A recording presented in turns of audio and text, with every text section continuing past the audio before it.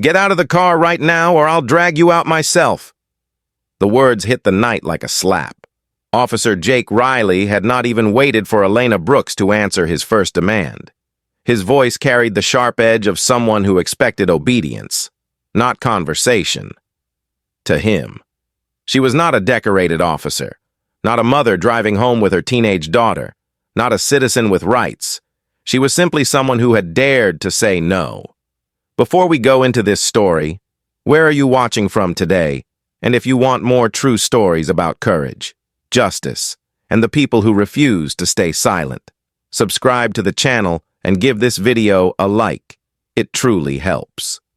Major Elena Brooks had been on the road less than an hour when the flashing lights appeared behind her. She eased the Camry to a stop, steady and calm.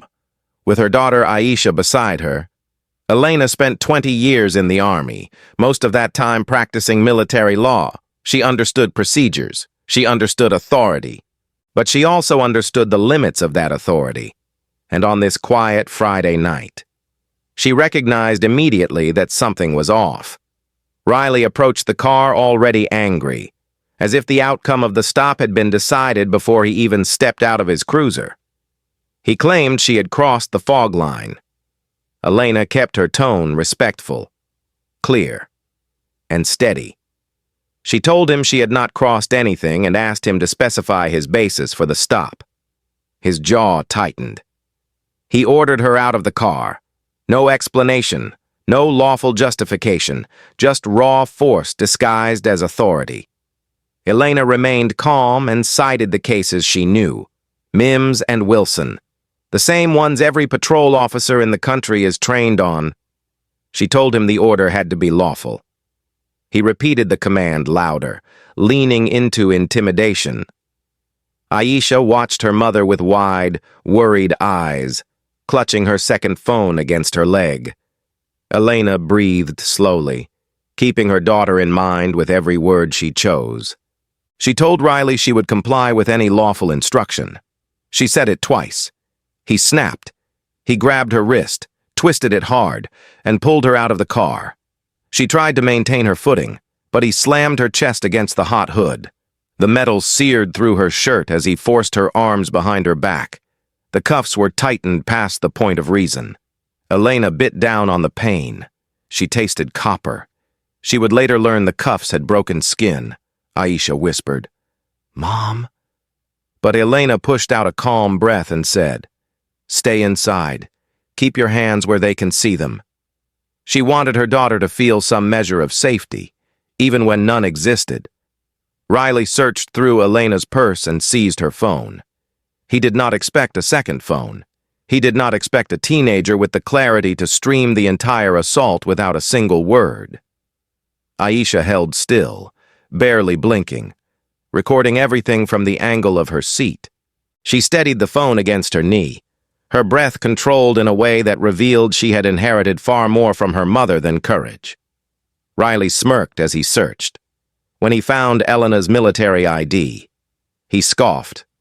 "You're no major," he said, as though her entire life's work was a joke to him. Elena's voice shifted.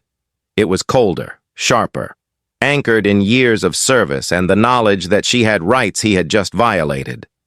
She turned her head enough to meet his eyes and said, "From this moment forward, you will address me as Major. You just committed a federal felony in front of my child." Her voice did not waver. It did not shout. It landed with the weight of a woman who had spent her life standing on rules and truth. Riley laughed, a short, cruel laugh meant to belittle her. He did not realize the world was watching. He did not know tens of thousands of people had already joined the hidden live stream. He did not know his smirk, his tone, his violence, and his contempt were being recorded with sound sharp enough for federal court. He only knew power, and he believed he had it. He shoved her toward the cruiser and told her she was under arrest for obstruction. Elena asked him to state the lawful basis for the arrest. He refused. He pulled her into the back of the car and slammed the door. The cruiser rolled forward with the indifferent smoothness of a man who had done this before. perhaps many times, to people with no audience and no chance to fight back. Inside the Camry. Aisha held her phone to her chest. She watched the taillights fade and whispered a prayer. Not for herself, but for her mother. She was 16, frightened, and alone on the side of Highway 41. But the video in her hand was already at 47,000 live viewers. People across the country were watching in real time. Some were calling dispatch. Some were calling state authorities. Some were simply stunned that a woman could be brutalized this quickly for daring to cite the law. Elena tried to steady her breathing in the back of the cruiser. She replayed every second of the stop in her mind, training her memory the way she trained for court. She cataloged his words, the unnecessary force, the moment he seized her phone, even in pain. She knew she had to stay sharp. She thought about her daughter left behind in the dark. She thought about the weight of the cuffs on her wrists. She thought about the long history of stops like this, and the fact that this one, unlike so many others, had witnesses she would never meet.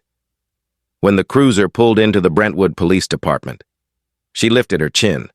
She reminded herself that fear is information, and information is something she could use. Riley opened the door and pulled her out with the same careless force he used on the hood. She refused to stumble. She stood straight despite the pain. She did not speak unless she had something worth saying. The door closed behind her with a heavy echo, and Elena knew the night had just begun. What she did not know was that her daughter's quiet bravery, filmed in the stillness of that car seat, was already changing everything. Within hours, millions would see the truth. Within days, Brentwood would never be the same. Elena Brooks felt the cell door shut behind her with a blunt, final sound that seemed to settle deep in her chest. She had been denied her phone call for 4 hours, and each passing minute confirmed that the men in this building believed they could bend the rules to suit their purpose. The cuffs had been removed, and a thin ache circled both wrists where her skin had broken. She sat on the metal bench, breathing with controlled calm, refusing to give them any sign of fear. She reminded herself that she had walked into courtrooms filled with generals and prosecutors who tried to outsmart her, but none of them had ever shaken her sense of self.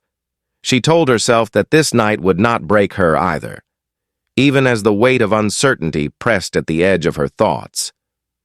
Chief William Hargrove entered the holding area with the swagger of a man who had held power far too long without accountability. He carried himself as if the badge on his chest were a shield against consequence. He held Elena's military ID in his hand, dangling it between 2 fingers as if it were a prop in a play only he understood. He asked her how many years she had been carrying this thing, as if her uniform, her service, and her rank were inconveniences rather than achievements. She looked at him steadily and told him she had worn the nation's cloth for more than 2 decades. He chuckled and said that meant nothing in Brentwood. It was a statement coded in a quiet hostility that suggested he believed the town's borders gave him power over the Constitution itself. Sergeant Tom Bradley followed behind the chief, acting as though the events of the night were entertainment. He smelled faintly of cigarettes, a detail Elena noted and filed away because she knew the importance of remembering everything. She noticed the way he avoided standing directly under the mounted camera in the hallway. She noticed the outdated 2018 calendar taped over the corner of the recording device in the holding area. She noticed the way the chief leaned in close when he spoke to her, as if trying to provoke her into responding with anger. She gave them nothing except clarity. She told them that the arrest had no lawful basis and that she was invoking her rights. They laughed again, a duet of arrogance echoing off concrete. Hours earlier, when Riley had dragged her through the doors, one officer at the front desk asked what the charge was. Riley simply said, "Obstruction," as if that one word erased everything that had led to this moment. Elena had calmly asked for her phone call.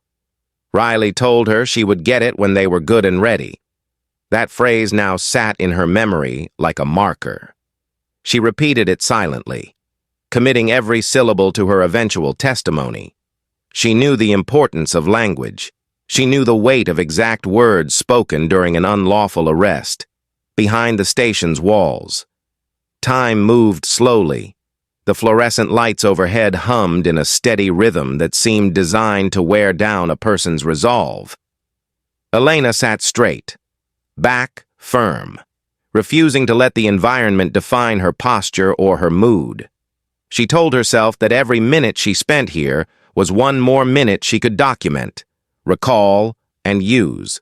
She had no pen, no paper, no phone, so she used her mind.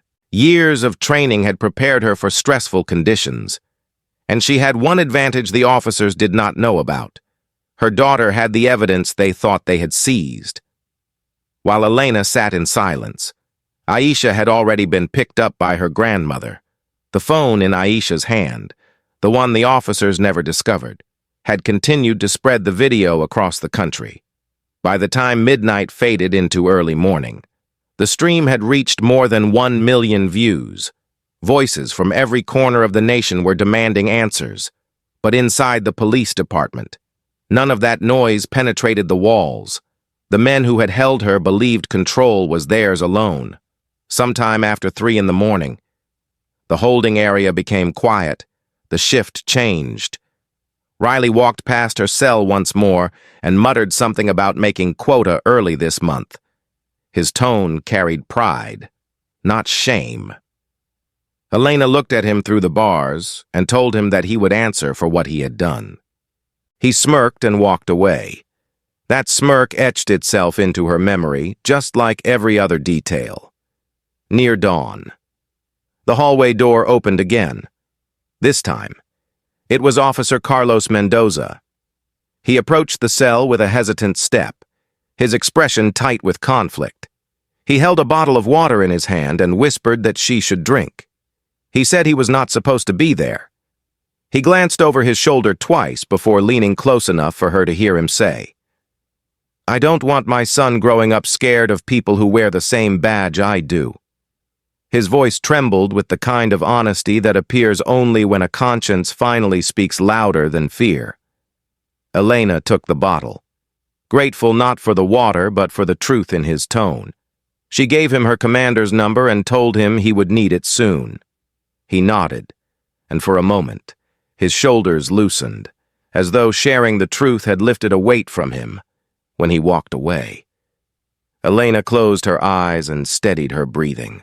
She did not know where her daughter was yet, but she trusted that Aisha had found safety. She allowed herself one soft exhale at the thought of her child's resilience. That strength, that steady hand holding the phone in the darkness, was the reason this night would not disappear into silence. Elena knew it. She felt it. An hour later, Chief Hargrove returned. He asked whether she was ready to cooperate. Elena told him she had been cooperating since the beginning. She said she had obeyed every lawful order. He narrowed his eyes and said lawful was whatever he said it was. It was a dangerous sentence, one that revealed far more about him than he intended. She let the silence after his words sit like a mirror in front of him. He could not stand the reflection. He turned and walked out. At 6:14 in the morning, Elena heard distant footsteps near the administrative wing. She did not know it then, but Detective Laura Hayes was slipping into the server room alone, copying 843 deleted body cam files onto a pink USB drive shaped like a small toy. She did not know that Hayes, a single mother, had decided that this stop was one step too far. She did not know that Hayes had risked her career and her safety in one quiet, decisive act of conscience. All Elena knew was that she was no longer alone in this story, even though the walls around her wanted her to believe otherwise. She sat tall, hands folded, eyes open, her mind sharp as the sun began to rise over Brentwood. The night had tried to cage her, but the truth, carried in her daughter's hands and now whispered by a conflicted officer, was beginning to break through the cracks at 6:14 the next morning, when the building was still heavy with the tired silence of a long night. Detective Laura Hayes slipped into the server room with a steadiness that came from deep conviction rather than courage alone. She had watched the video of Elena's arrest shortly after it began circulating. She knew the pattern, she knew the wounds it left behind, and she knew that if she hesitated now, the truth would disappear behind the same iron doors that had swallowed so many other nights in Brentwood. She closed the server room door quietly, walked to the main terminal, and began to pull up files she had been told never to touch. The screen filled with names, dates, and timestamps. Some files opened, others had been marked as deleted, but she knew how to recover them. Within minutes, the words "restored successfully" appeared on the screen. Again and again, 843 files. She plugged in a pink bunny-shaped USB drive, the one her daughter had once used for school projects, and copied them all.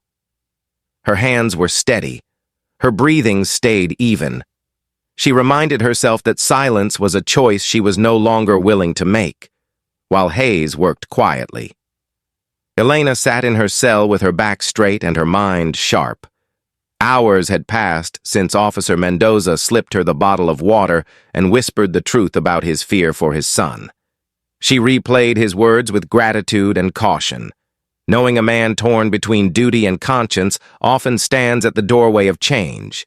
She trusted instincts shaped by years in courtrooms, where she learned how to read not only faces, but hearts. She believed Mendoza would do the right thing again. She believed Hayes, though she did not yet know her name, had already begun the first breach in Brentwood's wall of silence. Elena focused on remembering every detail of the night, the tone in Riley's voice, the calendar taped over the camera, the moment Chief Hargrove dismissed her rank as if her service were an inconvenience. She cataloged it all, keeping her mind active while her body remained trapped. A few miles away, Aisha sat at her grandmother's kitchen table with her phone in her hands. She was 16, exhausted and shaken, but she refused to stop watching the numbers climb. The video had reached more than 6 million views by noon. Comments, calls, and messages poured in from every direction. Some people demanded answers, some demanded justice, others offered prayers for her mother. Aisha took slow breaths between each surge of emotion, telling herself she had done the only thing she could. Her grandmother rested a steadying hand on her shoulder. She told her that the truth had a way of finding daylight even when people tried to bury it. Aisha nodded. Though she still felt the lingering chill of the night, she had filmed out of instinct, not bravery. But now, seeing the world rally around her mother, she understood her role was larger than she ever expected. Inside the station, Officer Mendoza walked down the hallway with his shoulders tight and his mind racing. He replayed his conversation with Elena, hearing her voice in the stillness of his thoughts. He saw his young son's face and imagined him asking someday what it meant to wear a badge. Mendoza wanted to answer with pride, not shame. He knew that the truth living inside him now required action. Later that afternoon, when no one was watching, he stepped toward Elena's cell again. He did not get too close. He only paused long enough to say, "Your daughter is safe. People are talking. Things are shifting." Elena met his eyes with gratitude. She did not waste words. She simply said, "Thank you." Mendoza nodded, then walked away, a man beginning to understand the weight of the path he had chosen. Meanwhile, Detective Hayes returned home briefly to check on her own daughter before heading to the Brentwood Ledger. She placed the pink USB drive into a plain envelope, along with a typed note that said only, "Do not ignore this." She addressed it to investigative reporter Emily Vaughn, a woman known for chasing truth even when it cost her sleep, friends, or political comfort. Hayes paused for a moment before sealing the envelope. She whispered a quiet prayer for what would come next, folded the note with care, and set the envelope in a drop box that would be collected in an hour. As she walked away, she felt her heartbeat settle into a calmer rhythm. She had crossed the line between silence and truth, and she knew she would never step back. Back at the station, Chief Hargrove remained unaware of the shift building around him. He still moved with the same confidence, believing his authority was beyond question. He mocked Elena's rank again during a brief visit to the holding area, telling her that her military service meant nothing here. She did not respond. She simply watched him, measuring the man behind the badge, understanding that his arrogance would become the very evidence that unraveled him. She had seen men like him before, men who mistook fear for respect, men who believed power was a birthright rather than a responsibility. She quietly reminded herself that she had stood in rooms far more intimidating than this one, and survived them all, in the early afternoon. As Aisha's video continued to spread, the First National commentators picked it up. Lawyers recognized the citations Elena had given during the stop. Veterans recognized the tone in her voice when she demanded to be addressed by her rank. Parents recognized the fear in Aisha's hands as she filmed. And activists recognized the pattern, the fog line, the escalation, the arrest without cause. Before long, the story had taken on a life of its own, reaching beyond Brentwood, beyond Alabama, latching onto the conscience of a nation that had seen far too many nights like this. At 5:30, Mendoza made the decision to call the number Elena had given him. He dialed it with trembling hands, expecting anger or confusion on the other end. Instead, he heard a calm, measured voice belonging to Elena's commanding officer. Mendoza introduced himself, explained what he had seen, and said he feared the situation was being covered up. The officer listened in silence, then told Mendoza that he had done the right thing. He told him that the truth mattered. Mendoza hung up, feeling a slow, steady breath leave his chest. For the first time in a long while, he felt the beginning of relief. Detective Hayes watched the clock as she returned to her desk. She waited for some sign that the envelope had landed where it needed to. She did not have to wait long. Within an hour, Emily Vaughn sent a message to the Ledger's editor calling for an emergency meeting. Hayes felt her heart tighten. She knew the story was no longer in her hands. It was in the hands of someone who knew how to bring sunlight to places designed to stay dark. In her cell. Elena rested her hands on her knees and listened to the muffled activity shifting through the building. She sensed a change in tone, a faint tension in footsteps, a whisper of unease from the officers who passed by. She could not place the details, but she knew something had shifted. She sat taller, steadier, her mind ready for whatever would come next. She had walked into this night with the truth on her side, and now, slowly, quietly, cracks were forming in the wall built to contain it. Emily Vaughn opened the unmarked envelope at her desk with the quiet awareness that some stories arrive without warning, but refuse to be ignored once they land. Inside was a pink bunny USB drive and a single sheet of paper with the words, "Do not ignore this." She plugged the drive into her computer, expecting maybe a handful of files, perhaps a single video. But instead, she stared at a directory containing hundreds of restored clips, each one carrying the weight of someone else's night. She clicked the first file and watched an officer pull over a young man with no cause.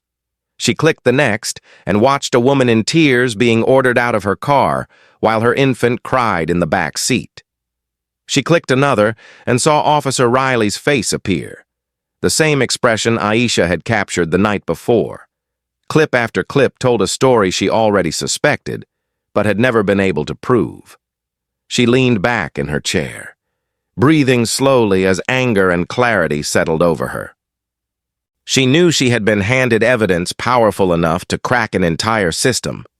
She printed the Southside Yield Tracker spreadsheet included on the drive and read the notes attached to each month's quota. The language was blunt, aggressive, and chilling. Increase Southside contacts. Keep pressure steady. Numbers slipping. Fix it. One email from Mayor Ellison stood out, telling the chief they needed 120 more stops that quarter or they risked losing the $1.4 million grant. She read the sentence twice, feeling the truth settle like a weight in her chest. This was not policing.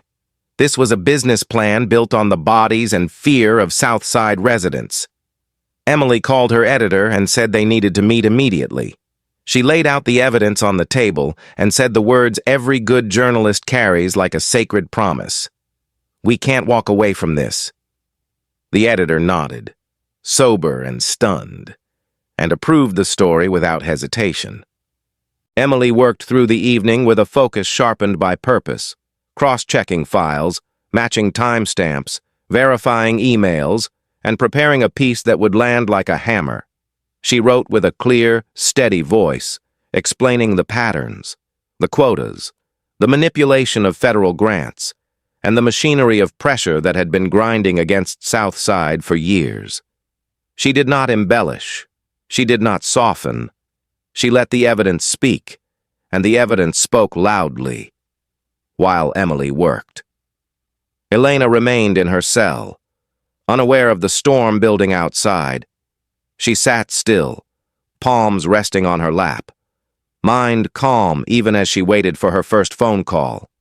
She had memorized every face that mocked her, every detail of the night, every word spoken with contempt. She reminded herself that dignity is a form of power, even when stripped of freedom. She thought of her daughter and trusted that Aisha had found strength in the people now watching the video. She trusted that someone out there was listening, but she did not yet know that Laura Hayes had risked everything, or that Emily was preparing to bring the truth into daylight. By dusk, Reverend Samuel Lewis stood before his congregation at St. Matthew Baptist Church and told them they would gather outside the police station for prayer and witness. He spoke with a quiet authority shaped by decades of funerals, vigils, and community meetings where sorrow and hope intertwined. He said they would show up not with anger, but with truth, because truth had always been their strongest defense. The church members nodded, their faces reflecting years of fatigue and a deep longing for justice. Word spread quickly. Families called neighbors, teachers called parents, business owners closed early. By nightfall, 400 people stood outside the station, not shouting, not threatening, simply praying in unified, steady voices that carried farther than any siren. Inside, officers shifted uneasily. Some refused to go near the windows. Others whispered questions about the crowd, about the video, about the names trending across the nation. Chief Hargrove tried to maintain control, insisting that the situation would die down, that videos always lost momentum, that people would move on. But his words carried a tremor that had not been there the night before. He sensed the shift, even if he pretended otherwise. Riley, who had once smirked with the confidence of untouchable authority, paced the hallway with growing tension. For the first time, he did not appear sure of himself. At precisely 9:30 that night, the Brentwood Ledger published Emily's story. The headline was concise and devastating. Within minutes, phones across the town vibrated with alerts. People read in stunned silence, the quotas, the deleted footage, the emails, the manufactured pressure for grant money, and the unmistakable pattern showing that Southside residents had been targeted intentionally. The report spread across social media faster than the officers could respond. Screens lit up with disbelief and outrage. People who had been dismissed for years finally felt validated. People who had been silent found their voice, and the words Southside Yield Tracker began circulating nationwide. Elena was still in her cell when the first call came into the police department demanding answers. Then the second, then the 10th. Officers scrambled. Unsure how to respond, Chief Hargrove ordered them to ignore everything until they had a strategy. But strategy could not undo what had just been exposed. A system that had depended on darkness was now flooded with light. At 1 in the morning, 72 hours after the stop, the Department of Justice announced a full pattern or practice investigation into Brentwood Police Department. It was the fastest opening of such an investigation in Alabama's history. Even the officers who believed they were insulated from consequence felt the shift. They walked differently. They spoke cautiously. They avoided each other's eyes. The building felt tighter, as if the weight of years had finally pressed inward. Elena heard snippets of tense conversations through the walls. She could not see faces, but she recognized fear when it walked. She did not smile. She did not celebrate.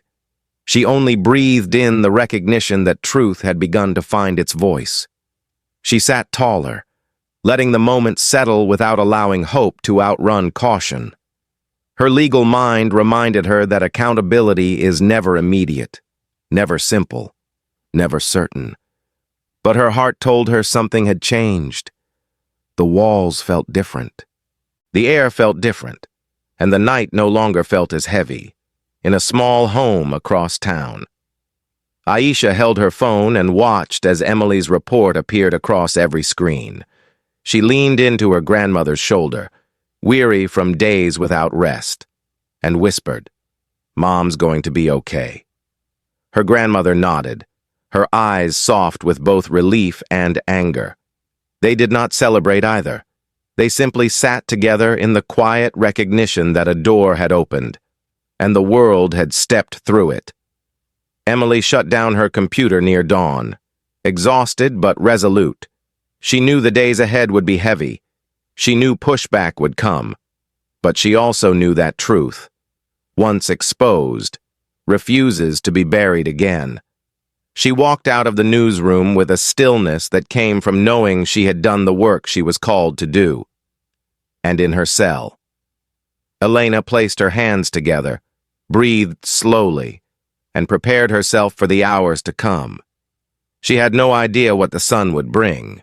But for the first time since the blue lights appeared on Highway 41, the night did not feel like the enemy. It felt like the turning of a tide. Officer Carlos Mendoza woke before sunrise on the 11th day of wearing a wire, and he could feel the gravity of what he was about to do pressing against his ribs like a steady hand. He had walked through the Brentwood Police Department every day for years, telling himself he could make a difference from inside the uniform. But truth has a way of growing heavier the longer it's ignored. And now he understood he was standing at the edge of something he could not turn away from. When he walked into the station that morning, the small recording device hidden under his shirt felt warmer than it should, as if aware of the conversations it was meant to capture. Sergeant Tom Bradley greeted him with the same loud confidence he always carried, a confidence built on years of believing no one would ever question him. Bradley clapped Mendoza on the back and bragged again that Southside property values were finally dropping, then said the quiet part out loud, "Developers love us for keeping their margins clean." Mendoza kept his face still while his heart pressed against his throat. He asked Bradley how long they planned to keep the pressure on Southside. Bradley smirked and said, "As long as the deals stay sweet." The recorder captured every word with perfect clarity. Later that afternoon, Bradley led Mendoza into the supply room and shut the door, speaking freely in a way that revealed how deeply he trusted the culture of silence around him. He bragged about the Southside Yield Tracker, saying it had been his idea to create a spreadsheet that disguised racial quotas as community safety metrics. He said the mayor loved the system because cheap land was easy to flip and federal grants kept rolling in.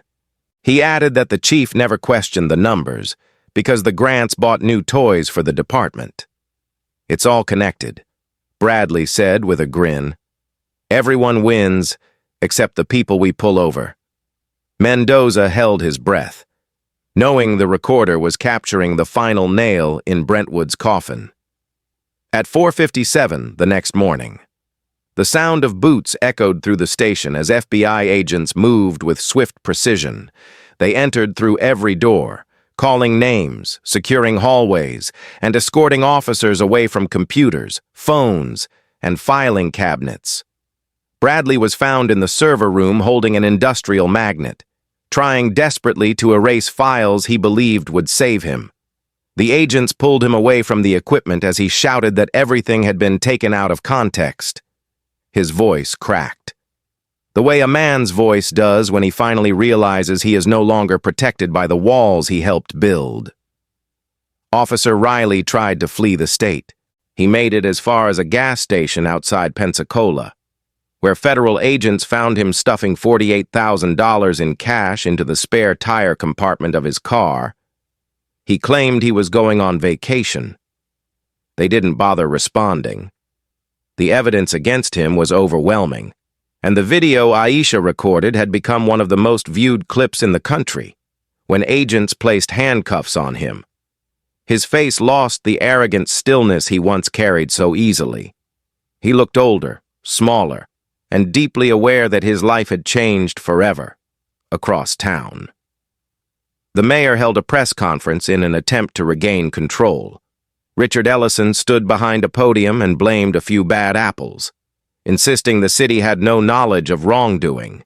He used every familiar phrase, every practiced expression, every polished word meant to distance power from responsibility.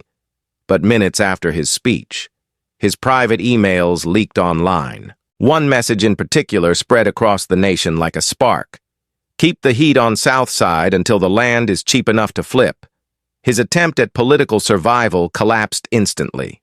The people of Brentwood saw the truth in his words, and no prepared statement could erase the damage inside the police station.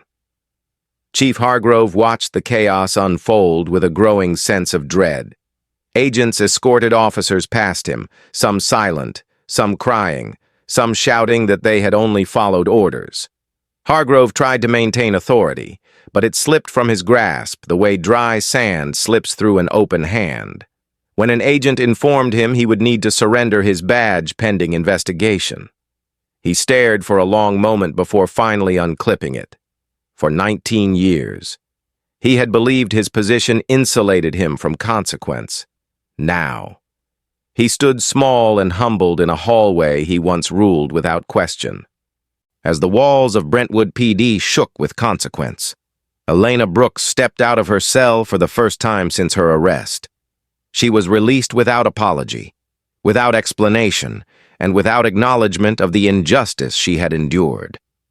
The officer escorting her avoided her eyes, speaking only when procedure required it.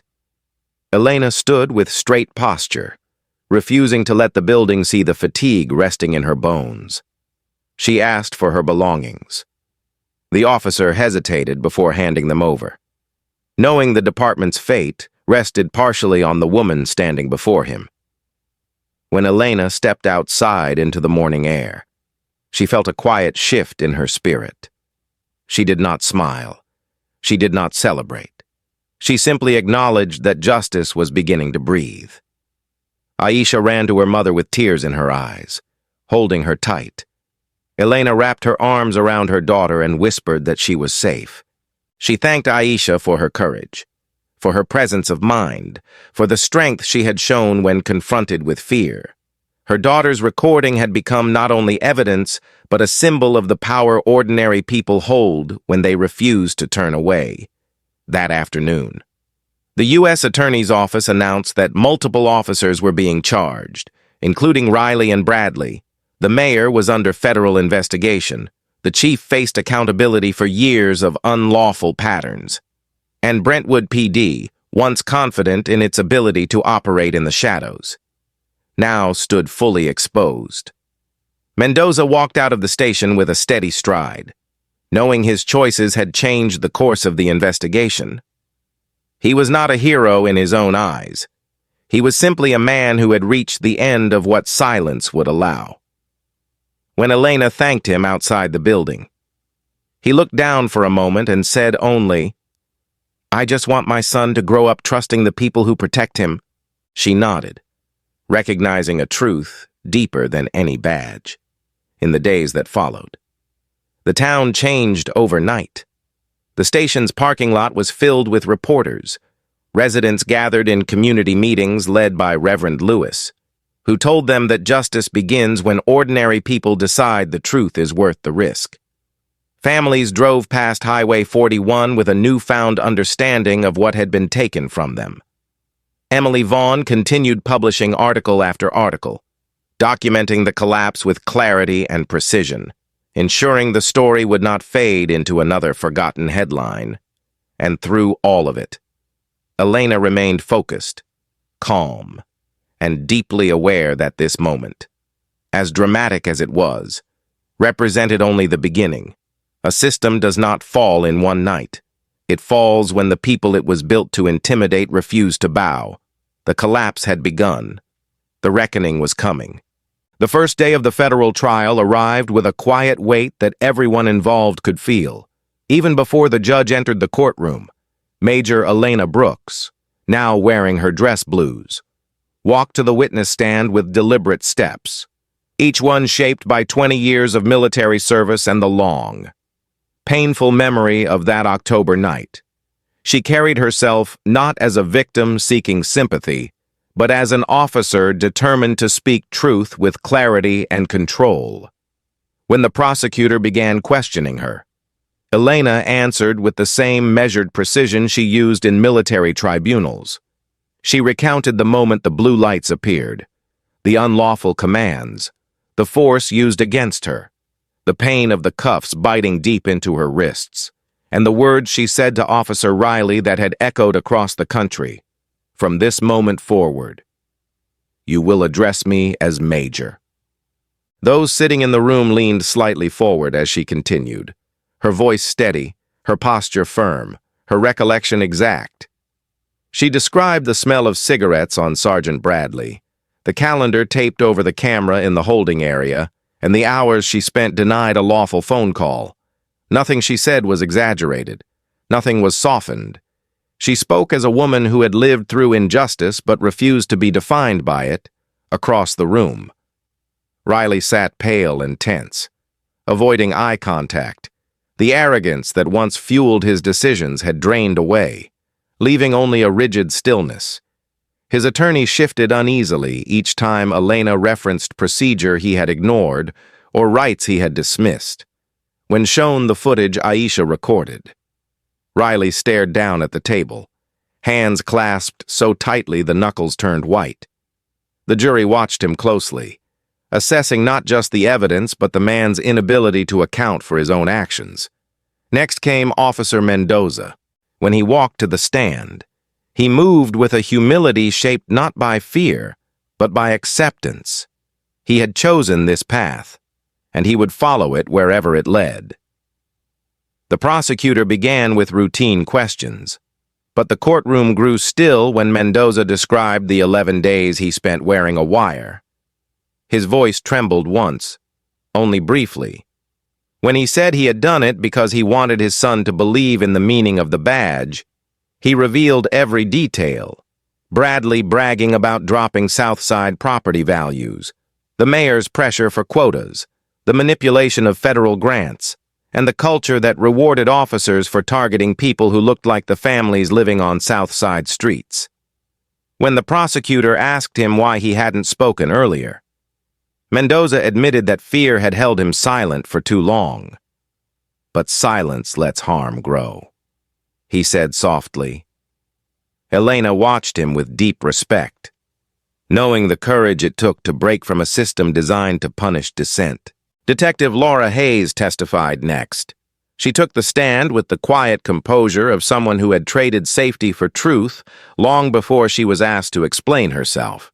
She described entering the server room alone at 6:14 in the morning, restoring files she had been ordered to ignore, and copying 843 deleted recordings onto a pink bunny USB drive. She told the court she had done it because she believed the people of Brentwood deserved more than fear and silence. Her words were simple but carried the unmistakable strength of a conscience awakened. The judge listened with careful attention, occasionally nodding at the significance of her choices. When asked whether she feared retaliation, Hayes answered, "I feared what would happen if I did nothing." The defense attempted to cast doubt on the whistleblowers, but every file, every timestamp, every spreadsheet line, and every email reinforced the truth. Their efforts fell flat under the weight of evidence too meticulous to ignore. The prosecutor played recordings from Mendoza's wire. Bradley's voice filled the courtroom, bragging about keeping pressure on Southside and manipulating land values for developers. Gasps rippled through the gallery. Even those who had followed the story for months felt the shock of hearing the corruption in the man's own words. Bradley buried his face in his hands as the recordings played, no longer able to hide behind denials or excuses. Then came the moment many would remember for years, Riley's testimony, when he took the stand. He looked nothing like the officer who slammed Elena against her hood. His voice cracked from the outset. He tried to justify his decisions, claiming officer safety concerns, but the prosecutor countered with the video, Elena's calm demeanor, her clear statements of law, and the absence of any threat. Riley began to unravel. Under cross-examination, he admitted he had escalated the situation. He admitted he did not follow procedure. And when confronted with the truth of his words recorded in Aisha's stream, he had no defense. For several seconds, he remained silent, struggling to breathe, before whispering that he had made a mistake. The courtroom did not respond. Mistake was too small a word for what he had done, and everyone knew it. After 2 weeks of testimony, closing arguments began. The prosecution spoke of patterns, of deliberate harm masked as safety, of lives disrupted for profit and political gain. They spoke of Elena's dignity in the face of force and the courage of those who refused to stay silent. The defense tried to minimize the scale of wrongdoing, but the facts had already carved their own immovable path. On the final day, the jury delivered its verdicts. Riley was found guilty on multiple counts, including deprivation of rights under color of law and excessive force. When Judge Ramona Kellis read the sentence of 8 years, Riley collapsed into his chair, shoulders shaking, the realization finally settling that his actions had consequences he could no longer outrun. Chief Hargrove received 41 months for overseeing unlawful practices that targeted vulnerable communities. Bradley received a longer sentence for evidence tampering and conspiracy. When the mayor's case concluded weeks later, he was handed 22 months in federal prison and ordered to pay $12.6 million in restitution for the harm done under his leadership. But the courtroom was not done delivering justice. As part of the federal settlement, 312 prior convictions tied to racially targeted stops were vacated. Families who had carried silent burdens for years now felt something lift from their shoulders. People who had been fined, jailed, or publicly humiliated finally saw the record corrected. When the judge thanked Elena for her testimony and her service, Elena nodded with the calm of a woman who had survived the fire without losing herself. She walked out of the courtroom with her daughter beside her. Knowing this chapter was ending but understanding the work ahead would require just as much strength. As they stepped into the hallway, Aisha touched her mother's arm and whispered, "You did it." Elena looked at her and said softly, "We did it. And we're not done yet." The court had spoken, the system had cracked, and the long path toward justice had finally begun to clear. 2 years later, the echoes of the federal trial still lingered in Brentwood, but the town no longer carried the same weight it once imposed on the people of Southside. The police department had been rebuilt from the ground up. The mayor's office had been reshaped under new leadership, and the old structures of fear had given way to cautious hope. Major Elena Brooks, now promoted to lieutenant colonel, returned to Brentwood with a purpose that extended far beyond clearing her own name. She used her settlement funds to open the Southside Justice Center, a place designed not for punishment, but for healing, education, and accountability. When she walked through its doors on the first day of operation, she carried with her the sense that something long broken had finally begun to mend. The center offered legal assistance, counseling, job placement support, and community programs that treated dignity as a starting point rather than a reward. Elena never intended it to be a monument to what happened to her. Instead, she insisted it be a promise to those who had suffered long before she ever drove down Highway 41. Aisha stood beside her at the ribbon cutting. Now, a college student at Howard University studying political science on a full scholarship, she had chosen that field because, as she once told her mother, she wanted to understand how systems fail so she could help build ones that don't. Elena listened that day with a pride that softened the memory of every moment she spent in that Brentwood cell. Officer Carlos Mendoza became one of the center's first partners. He had completed training with state instructors and now taught officers from across Alabama about de-escalation, bias recognition, and the moral cost of silence. His voice carried the weight of lessons learned the hard way. He often told his trainees that wearing a badge meant standing for something larger than authority. And he reminded them that courage sometimes requires speaking against your own.